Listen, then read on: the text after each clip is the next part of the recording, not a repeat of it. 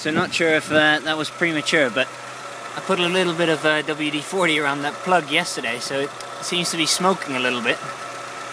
And I don't know if you can see it, but every now and then it splutters a little bit. I can hear a crackling from around that area. The engine jumps and the oil kind of gets affected. So I'm not sure whether I should be turning this off or letting it burn off a little bit. So my gut feeling is just letting it burn off just a little bit. So